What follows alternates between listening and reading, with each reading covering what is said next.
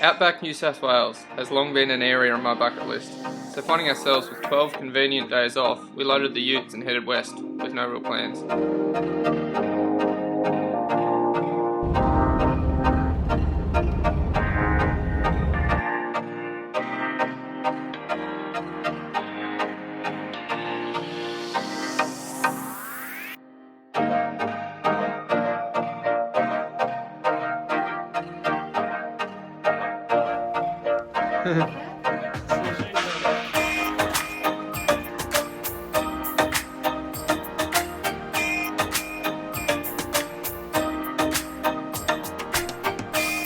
Our first destination of real interest after a couple big days of driving was Lightning Ridge, a town made up of retired locals hanging on to the dream of one day striking it rich on the sought after black opal, which is indigenous only to certain parts of Australia.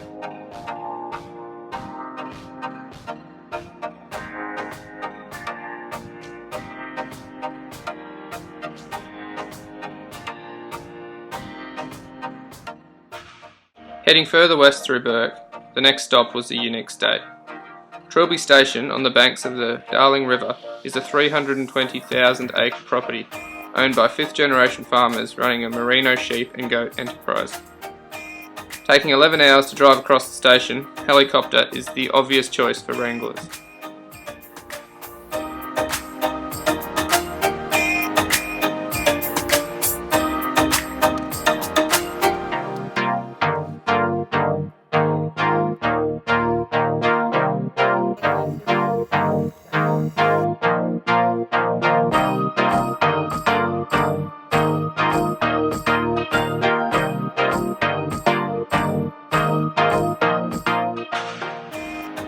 After securing the inaugural Tilpa Open, it was just a few hundred kilometres of red dirt before getting into White Cliffs.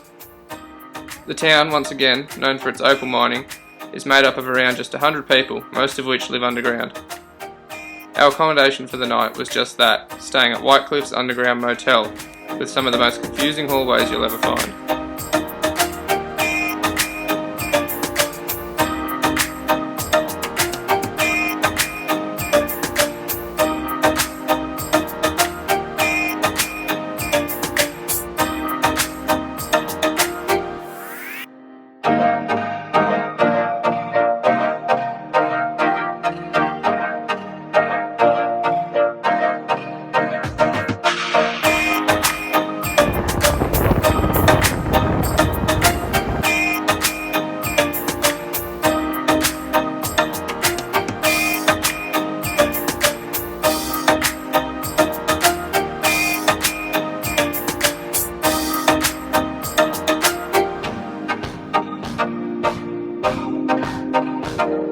From there, it was back through Wilcannia and into Broken Hill, the closest thing to a modern city.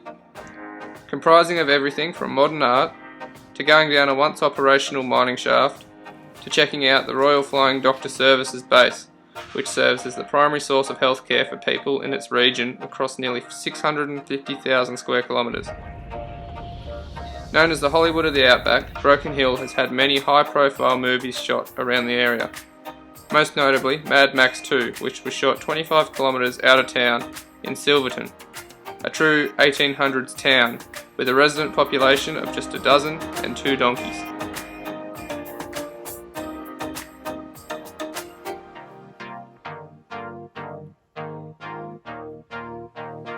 Heading back towards the Darling, we took a chance on the wind and threw out the swags at a cool spot in Menindee.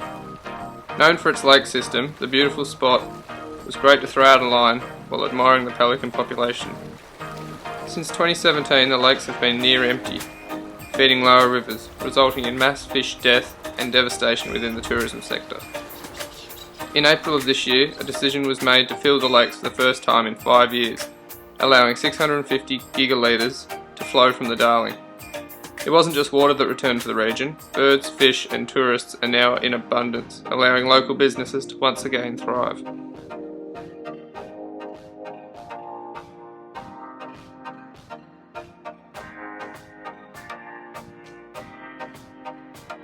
On to Mungo National Park, which has been on the bucket list for quite some time.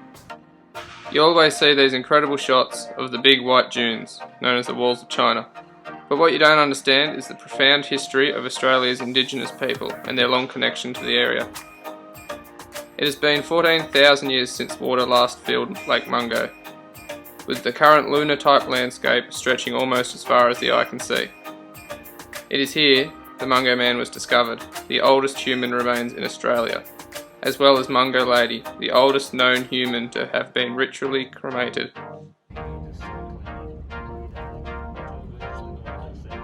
After just over 3,500 kilometres and a whole lot of red dust, we drew a close, already missing the vast outback landscapes of New South Wales.